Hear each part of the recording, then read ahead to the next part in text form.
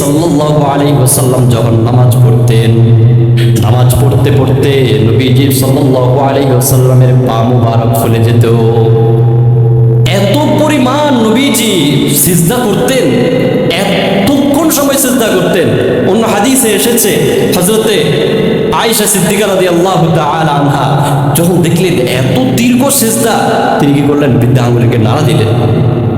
নবীজি সাল্লাল্লাহু আলাইহি ওয়াসাল্লাম যখন নামাজ শেষ করলেন, আয়েশা সিদ্দিকা রাদিয়াল্লাহু তাআলাকে জিজ্ঞেস করলেন, ইয়া হুমায়রা, হে হুমায়রা, তুমি কি এটা কি ধারণা করছো যে আমি তোমার হক নষ্ট করছি?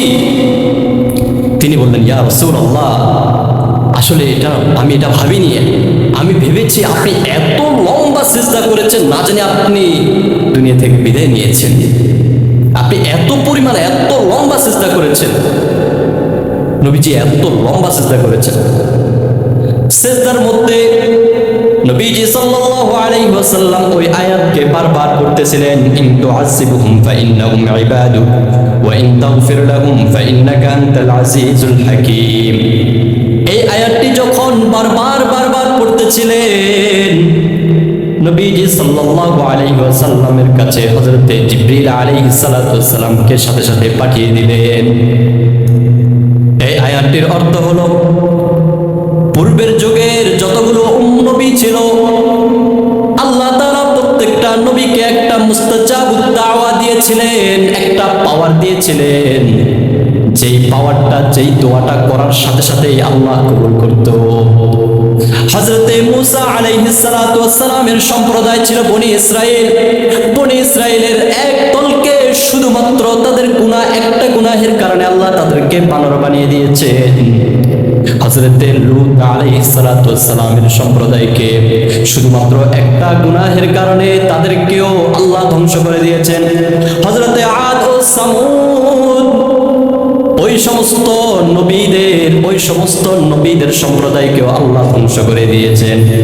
হযরতে সালেহ আলাইহিস সালাতু ওয়াস সালামের সম্প্রদায়কে আল্লাহ ধ্বংস করে দিয়েছেন শুধুমাত্র একটা অপরাধের কারণে।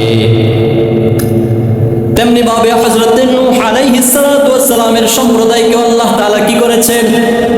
আল্লাহ তাআলা প্লাবন দিয়ে ধ্বংস করে দিয়েছিলেন। কিন্তু নবীজি সাল্লাল্লাহু আলাইহি ওয়াসাল্লাম তাদের জন্য রহমত, আমাদের জন্য রহমত।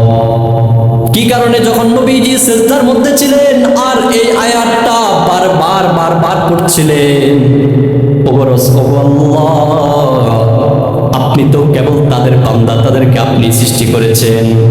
ইন তুআযিবুহুম, যদি আপনি তাদেরকে যদি আপনি শাস্তি দেন, তাহলে ইবাদাকা ফাইন্নাহুম ইবাদাকা, তারা তো আপনারই বান্দা, আপনি তাদেরকে বানিয়েছেন, তাদেরকে আপনি আবার শাস্তি দেন। আপনি যদি চান তাদেরকে তো ক্ষমা করে দিতে পারেন। সুবহানাল্লাহ। নবীজি তাদের জন্য রহমত, কিয়ামতের দিন আল্লাহ নবীজি তাদের জন্য সুপারিশ করবেন। সুবহানাল্লাহ। অথচ ওই সময় নবীজি সাল্লাল্লাহু আলাইহি ওয়াসাল্লামের যুগে নবীজি এত পরিমাণ ইবাদত করতেন, এত পরিমাণ কান্নাকাটি করতেন তার উম্মতের জন্য। হাদিসের মধ্যে আসছে, যখন এই আয়াতটা বারবার পড়ছিলেন আর এত পরিমাণ কান্নাকাটি করতেছেন, কাঁদতেছেন, আল্লাহ তাআলা হযরতে জিবরিল আলাইহিস সালাতু ওয়াস সালামকে পাঠিয়ে দিলেন।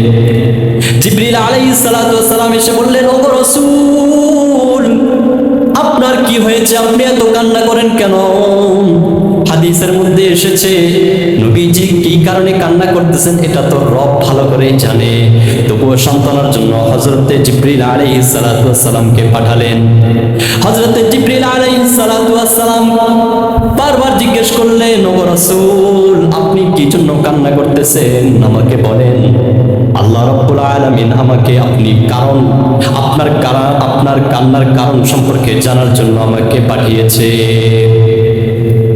নবীজি সাল্লাল্লাহু আলাইহি ওয়াসাল্লাম বলতে লাগলেন, ওগো জিবরিল, আমি আমার ফাতেমার জন্য কান্না করি না, আমি আমার হুসাইনের জন্য কান্না করি না, আমি আমার হাসানের জন্য কান্না করি না, আমি শুধু কান্না করতেছি আমার উম্মতের কি হবে, আমার উম্মতের কি হবে।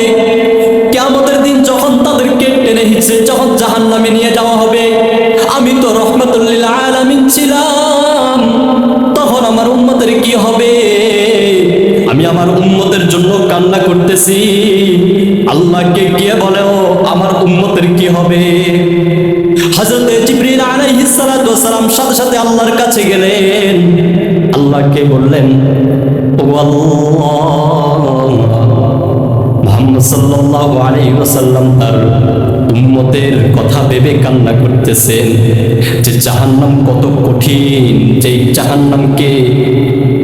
জাহান্নামকে নবীজি সাল্লাল্লাহু আলাইহি ওয়াসাল্লাম কে মেরাজের রজনীতে দেখানো হয়েছিল। নবীজি তো জাহান্নাম দেখেছেন কতটা ভয়াবহ হবে।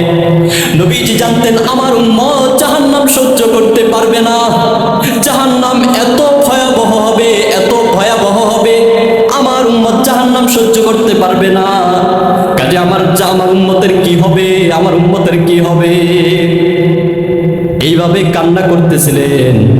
জিবরিল আলাইহিস সালাতু ওয়াস সালামকে আল্লাহ তাআলা হযরতে মুহাম্মদ আরবি সাল্লাল্লাহু আলাইহি ওয়াসাল্লামের কাছে আবার পাঠিয়ে দিলেন, বললেন ইযহাব ইলা মুহাম্মাদিন, ওগো জিবরিল তুমি আবার আমার মুহাম্মদের কাছে যাও, তাকে এই ঘোষণাটা দিয়ে দাও, ইন্না সানুরদিকা ফি উম্মাতিকা ওয়ালা নাসুক, যে তাকে এই সংবাদটা দিয়ে দাও, কিয়ামতের দিন আমি তোমার উম্মতকে সন্তুষ্ট করব, তোমার উম্মতের ব্যাপারে আমি তোমাকে সন্তুষ্ট করব। এতটা রহমত আমাদের জন্য, এতটা রহমত।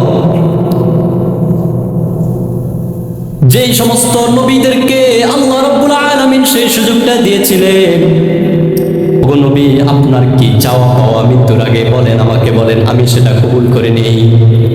প্রত্যেকটা নবীকে আল্লাহ তাআলা এমন একটা দোয়ার সুযোগ দিয়েছিলেন, প্রতিটা নবী তার উম্মতের জন্য বদদোয়া করে গিয়েছিলেন। হযরতে নূহ আলাইহিস সালাতু ওয়াস সালাম 950 বছর দাওয়াত দিয়েছিলেন, অতিষ্ঠ হয়ে গিয়েছে তাদের আচরণে। আল্লাহ যখন এই সুযোগটা দিলেন, তখন আল্লাহর কাছে বদদোয়া করলেন তাদের ব্যাপারে। আল্লাহ রাব্বুল আলামিন তাদেরকে প্লাবন দিয়ে তাদেরকে ধ্বংস করে দিয়েছিলেন।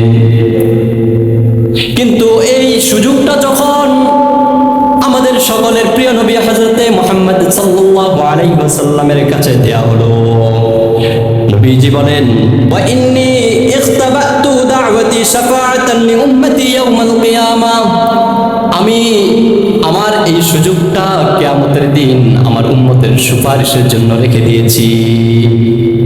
আমি এই দোয়াটা এখন, এই চান্সটা আমি এখন নিতে চাই না, আমি এটা নিতে চাই না এখন, আমি আমার উম্মতের জন্য সেদিন রেখে দিয়েছি। যেদিন আমাকে বলবে দোয়া করো, আপনার দোয়াটা তো থেকে গিয়েছে, আপনি করেন, তখন আমি বলবো, ওগো আল্লাহ আপনি আমার উম্মতদেরকে জান্নাত দান করেন, জান্নাত দান করেন, জান্নাত দান করেন। সুবহানাল্লাহ। নবীজি কত কত রহমত ছিলেন আমাদের জন্য, কত রহমত ছিলেন। সুবহানাল্লাহ। ভাবা যায় কখনো কি নবীজির